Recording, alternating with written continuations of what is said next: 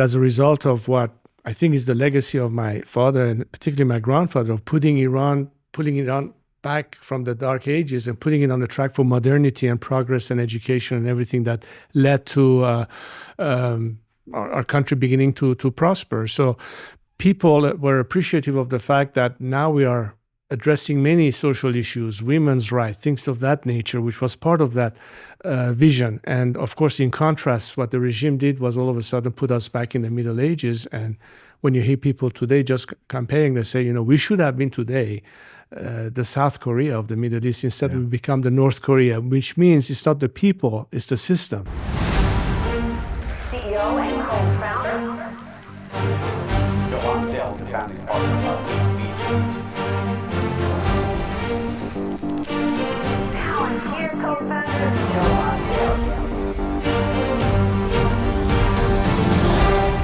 It's a very volatile week in the Middle East. It's an unprecedented time. This is the first time that Iran has directly attacked Israel with hundreds of armaments, including over 100 ballistic missiles. We're all on the edge of our seats waiting to see how Israel responds. 45 years ago, the Iranian regime was overthrown by a radical theocracy, and this new regime started sponsoring terrorism all around the region. It's one of the biggest sponsors of terrorism in the world. It's also repressed its own people. It's done some horrible things internally. Took a very prosperous, pro-Western country and made it into something very backwards and very scary for a lot of people who disagree with the regime. We're very lucky to have spoken in the last week with Crown Prince of Iran, Reza Pahlavi. He was in fighter pilot school actually in Lubbock, Texas, when his father was overthrown. And since that time, 45 years ago, he's really emerged as a key leader, a prince in the true sense of the word. He's no longer in charge of his country, but he's still playing the role of a prince. He's looked up to by a lot of my Persian friends. There's Iranian immigrant cab drivers all over the world who have their background on their phones is Reza Pahlavi. And the Crown Prince is a symbol, and he's someone who's eager to help transition his country to a free republic. He's likely to play an important role if that happens. He says the regime is a lot less stable, a lot weaker than people realize, and has really interesting insight on the dynamics there and what's going on and what could happen. At this critical moment in history, it's an important conversation to hear from the Crown Prince what could come next with Iran and the region. Thank you very much for joining us. I thank you for having me on your program. I was looking forward to this discussion. Well, it's an honor to have you here at my home. Good to be here. It's wonderful to have you in Texas as well. I hear you're a big Dallas Cowboys fan and have a certain affinity for Texas. How did that come about? In the mid-70s in Iran, there was a third television station that was created for the consumption of English-speaking community living in Iran, American and British and what have you. And it was only in English. And I remember on Fridays, which is the equivalent of a Sunday here as a weekend, they used to broadcast the NFL game of the week and the highlights. And back then it was the era of Tom Landry with his hat and, of course, Tony Dorsett and then the then Redskins and what have you. And that star on the helmet somehow attracted me in the first place. And, I said, why not? I'm going to back this team. Of course, we had no clue what American football looks like. I learned that later. But still, it was interesting for me to see. That's an interesting sport, and that's how it started. Amazing. And during the Islamic Revolution in Iran in 1979, you were in fighter pilot school here in Lubbock, Texas. Correct. I read that some people came to bother you guys, but Texans came to your defense. Do you mind sharing that story? Well, I was their adopted son in a way, and they said, how dare they come and, they were ready with their shotguns and say, if they want to mess around with you, we're here to protect you. I was very touched by that Texas gesture. style. And yeah, absolutely. And at school, you were trained to be a fighter pilot for a while, huh? Correct. Well, I started flying when I was 13 in Iran. I was the youngest pilot at the time, flying solo on an F-5 jet before leaving Iran. And when I came to the States, the idea was to go through a formal pilot training program, but also not so much for the flying part, but getting to know America in terms of being the Crown Prince. And of course, my father wanted me to be more acquainted with America and how it operates. So during my stay in Lubbock, I visited many different parts of the country, going to Houston, going to the Space Center, visiting hospitals or this or that. It was all part of a package of getting more acquainted. Amazing. We know a few princes. None of them were flying jets as teenagers. That's very fun. But so obviously America was very important to your father. What was it like visiting as a prince back then, around in the 70s? Well, I mean, obviously it was an era where I suppose the awareness of another country half the way around the world was reciprocally limited. So, the kind of questions I was getting back then is that,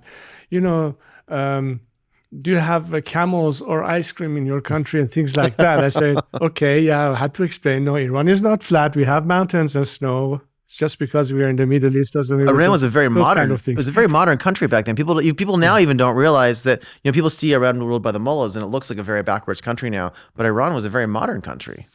It is part of the mindset that was created as a result of what I think is the legacy of my father and particularly my grandfather of pulling Iran back from the dark ages and putting it on the track for modernity and progress and education and everything that led to our country beginning to prosper. So people were appreciative of the fact that now we are addressing many social issues, women's rights, things of that nature, which was part of that vision. And of course, in contrast, what the regime did was all of a sudden put us back in the Middle Ages. And when you hear people today just comparing, they say, we should have been today the South Korea of the Middle East. Instead, we become the North Korea, which means it's not the people, it's the system that creates that problem. And the economy was growing rapidly. Women had rights. You had some of the very best universities in the world. There's still great electrical engineering talent that comes out of Iran. Some of the most talented people I work with here are from Iran, but they're escaping now to come work. That's correct. While the revolution was occurring, you were in the fighter pilot training. But what's your view of what happened? Tell us about the revolution. Well, obviously, let's not forget that we were at the time of the Cold War, so there was definitely a line of demarcation and confrontation between the two blocs. And there were some who did not see the West as an ally, but rather as the enemy. So whether it was the Marxist tendencies or the Islamist tendencies against that kind of progress or a Western connection were in direct conflict with the policies of the previous regime. Were there separate groups that were Marxists versus the Islamics as well? Well, there was basically some kind of a partnership between two things that would otherwise be incompatible because one would be deeply religious, the other one completely atheist, but somehow they ended up, what my father used to refer to as the alliance between the red and the black, red being the communist and black being the Islamist. But the most important aspect of what led to a crisis was, I think, a little bit the fact that although today, retrospectively, if you talk to people who at the time were opposed, was the fact that it was a reformable situation that we had, as opposed to opting for a complete revolution. Back then, the mindset was not that. The mindset was, let's get rid of this system, then we'll see. And they bought into this thinking that perhaps this religious symbol is going to bring some different kind of an outcome. By the time people realized what it was all about, it was too late. And since then, Iran has been pretty much entrapped by a religious radical theocracy. It's interesting. As revolutions are more dangerous than people realize because they think they're changing one thing and they're actually changing something else sometimes. So. Well, I mean, we all have to look at the results. And the question is, well, now what? Where do we want to go? And what I'm trying to say here is that whatever you hear today from the Gen Z of Iran, what they tell you is that, hey, our country was getting somewhere. Now we are all the way back. How can we reconnect with the world? We want to be part of the free world. We want to be able to have all the, of course, prospect of human rights and liberty and democracy and what have you. But the philosophy, the mindset is the same as the countries we want to be allied with. One of the reasons Iranians are very much appreciative of Americans and America is because of, as of a land of an opportunity, as a land when there's freedom of religion and what have you, it goes exactly down the same principle and values that we cherish, unlike a regime that is totally opposed to these values. And that's where the conflict starts. Well, I'm a great admirer of Iran and of Persian culture, Persian people, Persian food. I wrote a piece on Cyrus the Great recently because I was reading his old book, the book about him and what he's done. But, so I don't want to bash what's going on too much, but I would like our listeners to understand, because some of them might not know, like what happened with the revolution. I understood they hunted down and killed huge numbers of people who had been allies of your family, and obviously it's a very repressive regime. Can you tell us just a little bit about some of what happened and some of the troubles there? Well, there were several victims immediately that had to take flight from Iran. One was the immediate persecution against other religions like the Baha'is and the Jews. You also had a persecution against people who didn't think alike the regime, who had to take flight from the country. Some of them could not get out in time, and they were ultimately executed ministers, private military officers, and what have you, which was basically a decapitation of a system. And in a way, it also perhaps contributed to the conflict between Iran and Iraq shortly after the revolution, because Saddam Hussein thought that perhaps this is an opportunity to. He thought they're weak. attack I Iran. can go give them trouble now. Yeah. Exactly. And since then, you've been a leader and a catalyst in the fight for freedom and human rights in Iran. What are your goals in terms of what you're trying to accomplish and in terms of regime change? Well, I think the most important message that the world needs to understand is that today the Iranian people are the first one to call for regime change. And why is it important? It's important because if the basic flaw that has existed in Western foreign policy, whether U.S. or its European allies, was the expectation of behavior change. If you don't understand the true nature of this regime, its DNA, what it is composed of, you will not understand why it is that diplomacy doesn't work with them, because they don't see eye to eye. You cannot find an area of compromise. It's either them or you. It's zero sum. The only solution is to look at the Iranian people, who are themselves the victim of the regime, as your natural allies on the actual, quote unquote, boots on the ground. They are the natural army in place. So part of the strategy at this point, where we have to get rid of this regime, is to work on a campaign of maximum support. Tell us about your maximum support plan. How does this actually happen? How do we make this work?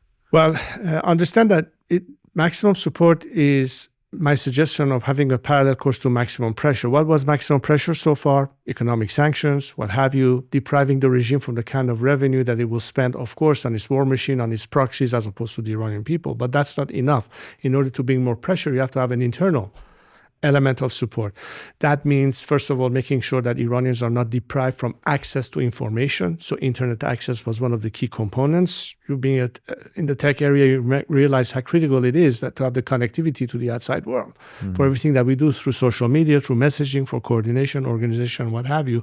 One is, in what way can we empower society and enable people to actually support one another? For instance, let's say if you want to bring pressure by means of economic paralysis to the regime, meaning labor strikes, somehow we need to be able to support our working force.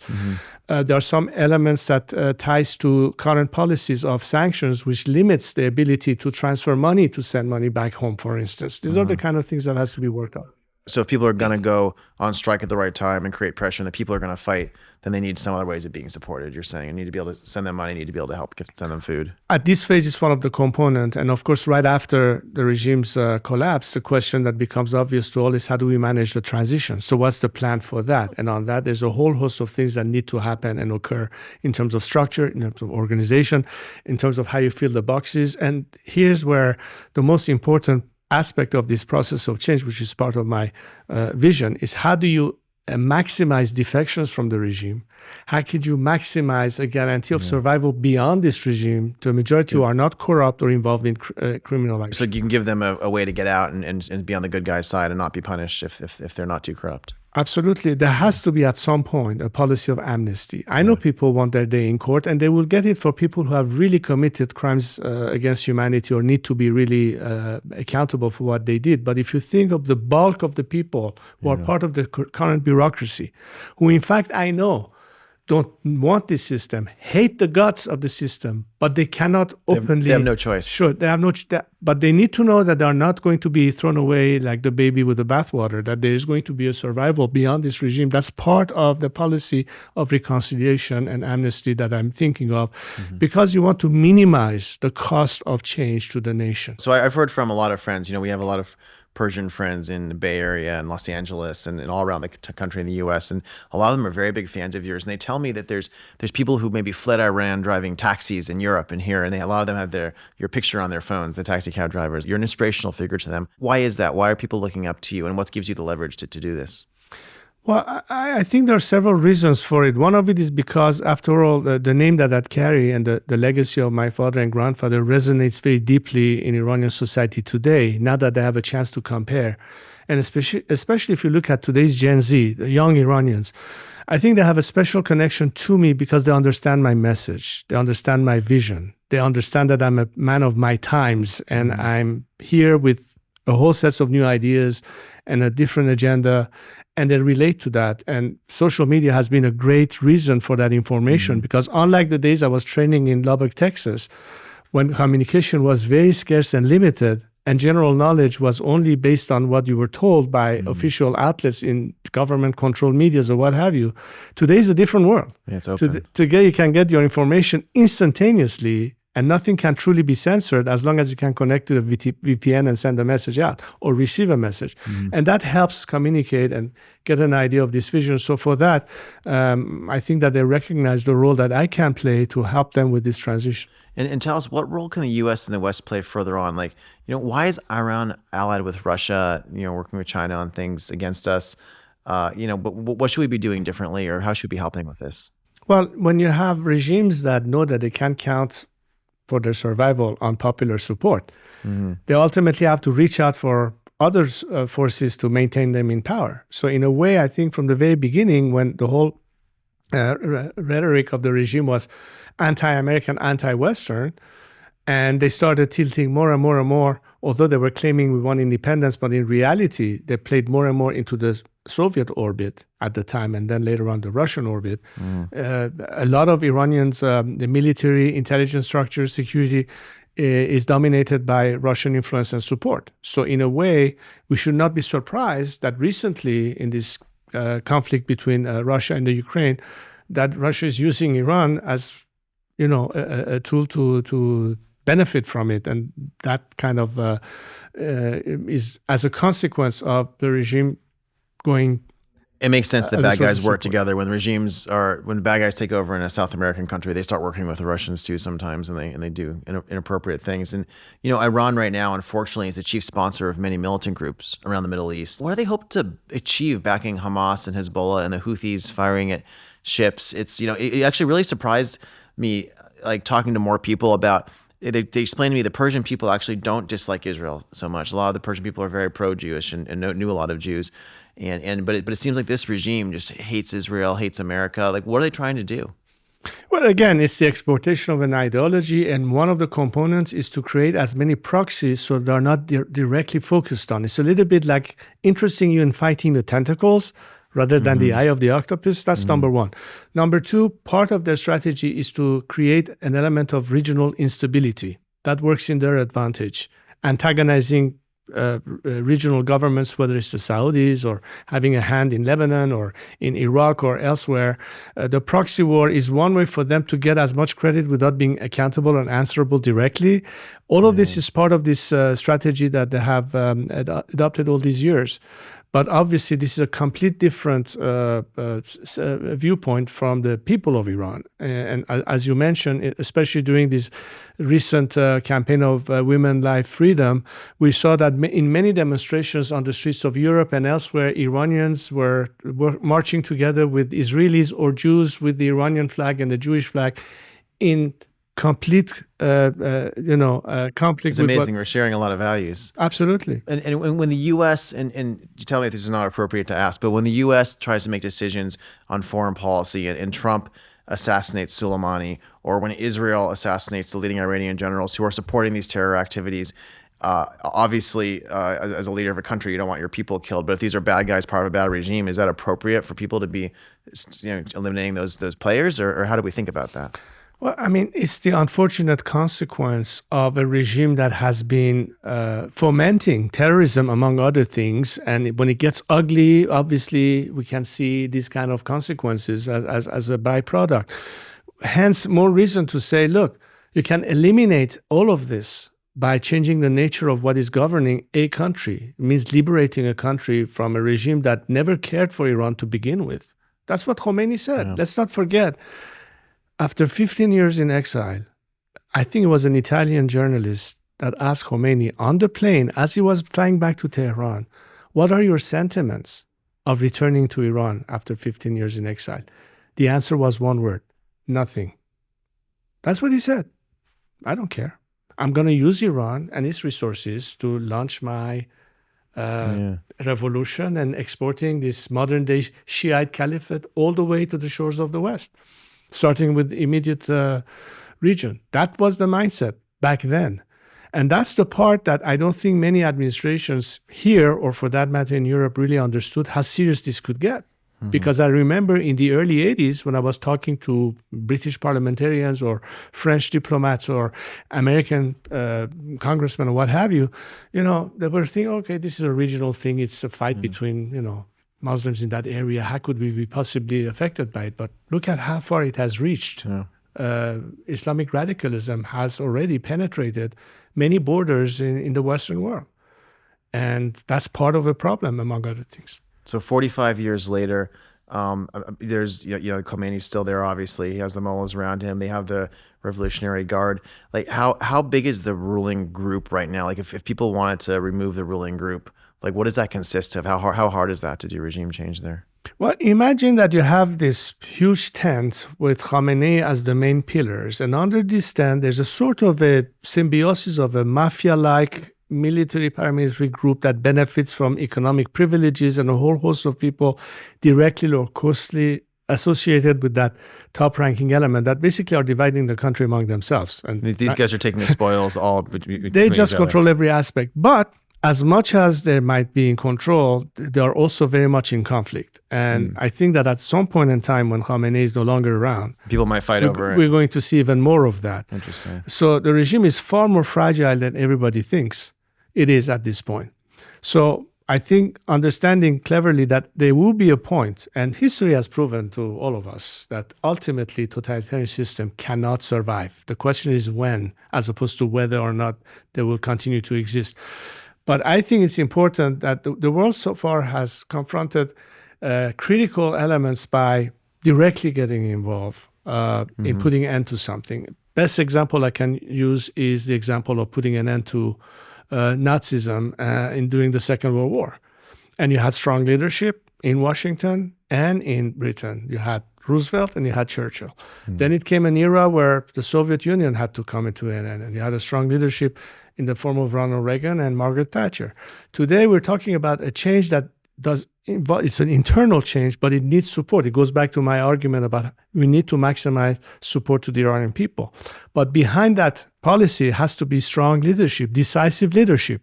You cannot, on the one hand, expect Iran to change by almost be appeasing and giving more money rather than to the people to a regime that's going to spend it on even more. If you appease a bad regime, it doesn't make it better. Of course, it's been proven. I have another historical question actually for you. I'm curious if you don't mind me asking. So I'm a founder of Palantir, is one of my companies that, I've worked with a lot of the global intelligence people, especially U.S. and allies. And one of my mentors ran British intelligence and was involved before the Iraq war in the U.S. And he tells me that the Iranians are very, very clever, the regime, and certain people there. And he says that he believes from the best intelligence he saw that they helped trick the U.S. leaders into thinking there were more WMDs in Iraq because they were worried that U.S. might have gone after them instead. And they knew that if we went into Iraq, we'd get bogged down and we wouldn't bother them. At the time, should the U.S. maybe have gone after the mullahs instead? Or was there any reason? Was there any excuse to do that at the time? And do you think that's something Iran could have possibly done? Is that? I know you don't have the data, but is that a theory of something that they would be smart enough to do? Well, I think, as I explained to you before, understanding that the root cause of this entire regional mayhem is directly tied to the emergence of this regime in the first place, because everything else that you see as a consequence was as a result of the revolution in Iran and a regime that brought in every aspect that led to radicalism and what have you. On the other hand, we had events that somehow propelled America to get involved. The same way that had it not been for Pearl Harbor, would America been involved in the Second World War? In a way, what happened in 9/11 propelled a campaign of getting engaged in Afghanistan and later on Iraq. But all of this is to say that while at the time it was putting an end to, and particularly the scenario of Iraq, which was an argument for regime change, which happened, but the way it was handled gave the name regime change a bad reputation. What I've been arguing is that regime change is still the solution. Just because you didn't, just because you messed it up properly, one time, that doesn't mean that it's the wrong concept. Particularly if it is the ask of the people there. You are basically addressing that. So either you say, look, we can either hope that yet again we can cut some kind of a deal with a regime that has never been honest, that has always been non-transparent, and with ill intentions, or we can trust a nation that say, hey, liberate, help us be free, and you will see that our values, our aspirations, our interests are one and the same. And it's only a win-win scenario that you can anticipate out of it. It seems to me it's too bad that Bush and Cheney and Rice didn't do this with Iran 20 years ago. Might have been better for everyone. Well, I don't think anybody was truly ready back at the time. I must be honest with you. I think that a lot of change had to occur, particularly inside Iran, in sense of, well, how much this expectation of gradual change or reform actually will pay off, because this reform game has been the key argument for diplomats in the West of saying, well, some of them are more hawkish, some of them are more moderate. Maybe we should allow the moderates to gain more traction by helping them as opposed to the more hawkish ones. They even said that at the time of the Soviet Union. Some people said, Andropov is more moderate than Chernenko. Why? Well, he likes jazz music and drinks whiskey. Oh, is that your indication of more moderation? Well, in a way, it may sound funny, but actually when they looked at Mohammad Khatami at the time, or for instance, other so-called moderates in Iran, people in Iran are way past that. They say, you know what? The problem is fundamentally the nature of the system, that you cannot bring change by means of legislation or people's having a free election. You can't vote these guys out right now. No, exactly. Yeah. Exactly. Maybe people are more ready. I also want to ask you, last year you made an important visit to Israel. Tell us about that trip. How did it come about, and what did you see and learn? Well, you mentioned Cyrus the Great. And in fact, a lot of it had to do with the fact that while in modern days we all recognize how important and vital a role our two nations can play with one another to bring that element of stability in the region, because there's really a biblical relationship, it somehow ties back to Cyrus the Great. There's a big history between our peoples. And that simply explains why is it that to us it's really part of understanding how we value this in terms of our national identity. In recent years, Iranians have been gathering more and more around Cyrus the Great's tomb to celebrate the New Year, or on his birthday, which is on October 7th. And I think when I mentioned that, in fact, in the press conference while I was in Tel Aviv, and I talked about the fact that, well, look at the benefit of the Abraham Accords and how we can move towards regional cooperation rather than conflict. And hopefully we will escalate the Abraham Accords to the Cyrus Accord that will include Iran in that package. Imagine a world in the Middle East where rather than having all these conflicts and killings, we have key countries working together, bringing in every aspect. As an investor, I'd be there right away. If you could get the Jews and the Persians working together, some of our very best companies here in California. Actually, that's part of my vision, because the issue is not just to have a change of system, which goes without saying, but it's for people like you to understand how we can bring back prosperity and progress, whether it is technology and all resources. So entrepreneurs, companies, technologies, what Iran needs. If you get a free country and property rights and a court system that's not corrupt, then I think all of us want to invest a lot more very quickly into Iran. It'd be a lot more prosperous and place. That's really what resonates for the average man on the street, that understands slogans like democracy and human rights, as you would say, motherhood and apple pie. But at the end of the day, how am I going to find employment? How it's going to impact my life? If they understand how big this could be as a difference, and that the only obstacle between having that bright future is this regime that keeps us from making it happen. The same way the Iron Curtain had to come down, this wall has to also be lifted. Is there a way to buy these people off? I remember people would talk about the guy who runs North Korea, and they say, can we just give him a bunch of money to live somewhere, and then he doesn't fight, and there's something like that with the mullahs? Like, at some point, can you buy a bunch of them off? Or no, they're always going to fight to the death? Like, how does this work? Well, it gives me an opportunity to also say something that I think your audience needs to understand. Even at the time of the revolution, 44 years ago or so, there were approximately 180,000 clerics in Iran at the time, ranging from the simple mullah all the way to the highest rank. Out of that 180,000, only 4,000 or 5,000 were really part of the revolutionary groups. Most of them were opposed to what Khomeini was talking about. Today, in particular, not every mullah is necessarily a bad person. You have the mullahs that stick with the regime and they benefit from it, but there are many who stand very at the risk of against that, because curiously, they understand the value of a secular alternative. Why? Because they all recognize that state being separated from religion or vice versa is not only in the better interest of the churches, regardless of which religion, but it's also a prerequisite to democracy. Now, it's not an automatic given in the Middle East to understand, but I will tell you that Iranians are the most aware of that, only as a result of having lived under a theocracy for 45 years. And that's very important for all to understand, that while we advocate secularism and separation of church and state as a prerequisite, but freedom of religion, as it exists in America, existed in Iran before the revolution. Yes. And if a simple ideology was to rule any country, it's the beginning of discrimination from the get-go. So if you eliminate the element of discrimination and give every citizen equal rights and protection under the law and the rule of law, ultimately, that's how a country can really start operating properly. And it gives the maximum incentive for the citizen of that country, irrespective of its ethnicity, religious beliefs, or political beliefs, or sexual orientation, to know that they'll be treated equally. And that's the only thing that maximizes incentive, I think. Yeah, that makes sense. Well, let's talk a little bit about hope for the future. It seems that protests and uprisings in Iran are becoming more and more frequent. This young generation, you call them the Gen Z in Iran, they aren't afraid to stand up to the government, a little bit at least. Like, what's different about this generation of Iranians? What's the best optimistic case for the future of where this goes in Iran?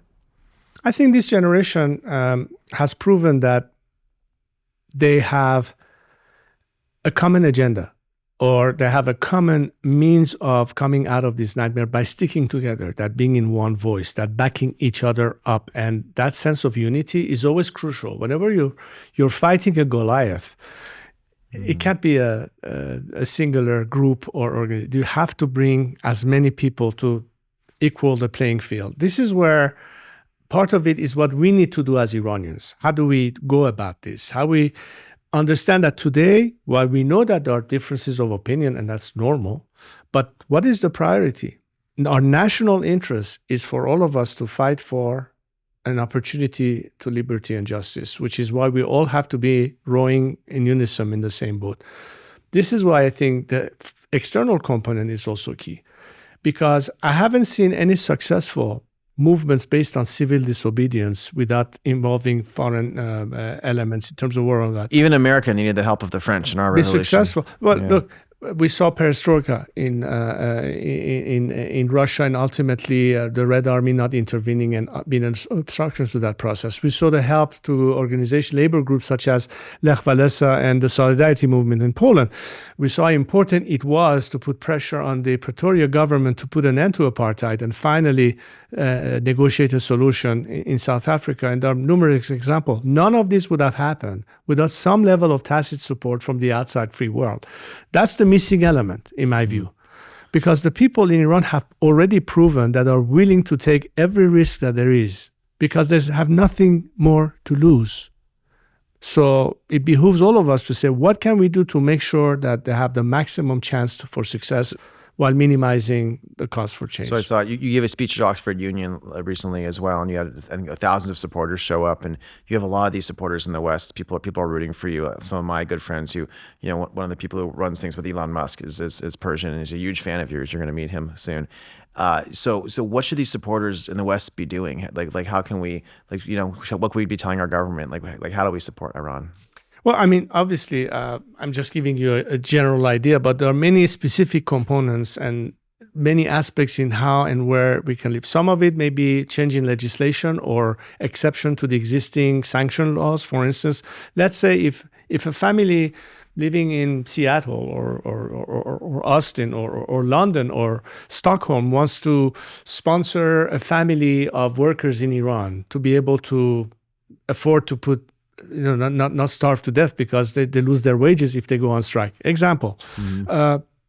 Right now, as we speak, should make that possible. It's very difficult to wire money back home because the sanction was meant to, block from the regime benefiting from it, but the people are also suffering the consequences. In what areas can we maneuver to make sure that at least that aspect is changed? Why do I say this? Is because, I can imagine the average American sitting and say, oh my God, my tax dollars are again going to go and finance this or that campaign. And we're tired of this, right? For some, we're not asking for tax dollars. We're asking, for instance, that if the Biden administration wants to release $10 billion blocked in Iraq, which is electricity revenue, which is the people's money to begin with, while releasing it to a regime that kills people on the streets, as opposed to redirect it for a better purpose. Yeah. It's an executive decision. Or are there ways to repurpose frozen assets by the regime?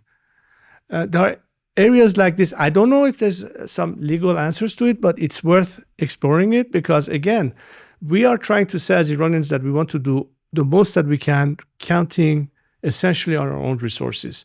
But obviously, any lending hand is welcome. And I think that's the way that we should approach it. So what can be done? I think a lot ultimately leads to policy.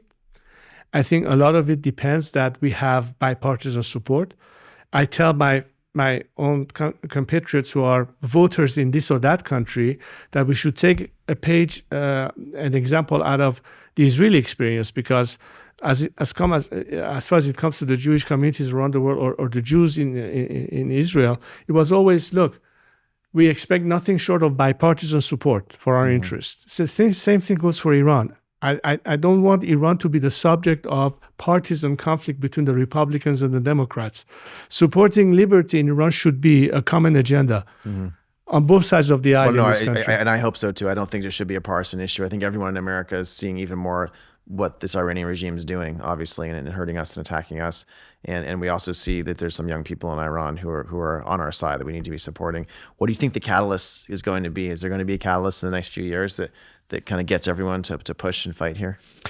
Well, I certainly intend to play an active role in addressing a sort of campaign that mobilize as much as we can a coalition of the willing and capable people who really see eye to eye into going in that direction, whether it is between now until the regime ultimately collapses, but also to have a very clear game plan and strategy for the post-regime interim process, because everything that I'm talking about ultimately, my vision of transition, democratic transition, is very simple to explain. And I'm simplifying it, of course.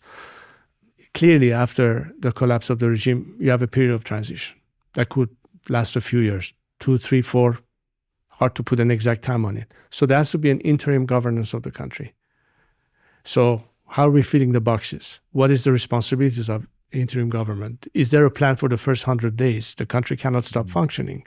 That's where I was talking about including the existing civil bureaucracy into part of the solution, but also to prepare the stage for the election of a constitutional assembly. Why? Because this constitutional assembly is where there's not absolute consensus on the ultimate result. There has to be a parliamentary process where you debate different aspects, you write a new constitution, you give people an opportunity to understand what is being presented. Unlike 45 years ago, by the way, people had no clue what they're talking about. No idea. Well, these things are hard when they first get going in general. Israel also messed theirs up where they didn't even do the constitution, right? So this is a good lesson to get together. We have legal experts, we have economists, we have a whole host of people who can bring in all sorts of good ideas. And I think it's important to include people in the process. I don't want to see one of those scenarios that some people make decisions behind closed door. I see it more like a C-SPAN type session where you can see the ongoing deliberation of people's representative in the Constitutional Assembly. So everybody understand what's really happening. They have to partake in that process. And I think that what a beautiful thing it will be that for the first time in Iran's history, Iranians will be able to say, you know what? We have defined and decided our future based on our own resolve. It's not inherited. It's not imposed. It's not as a result of a foreign intervention. We, the Iranian people, have been able to finally bring an era of true democracy to our country. Well, this is a beautiful vision for the future. And if I may say, your leadership's very inspiring. You're really showing what it means to be a prince and to be a leader, because you've had this very difficult situation put upon you, and the way you've responded to it and are fighting for your people is something all of us admire. So thank you very much for joining us. And I've always said, look, I'm utilizing this political capital you have vested in me to liberate you. I'm not looking for any personal interest out of it or any position for myself. But if you trust me to be your transition agent, that's what I'm here for. And it's the only thing that preoccupies me day and night. Help manage this transition to a successful end. Well, I'm optimistic that you're going to get there. Thank you very much for joining us. Thank you, Joe.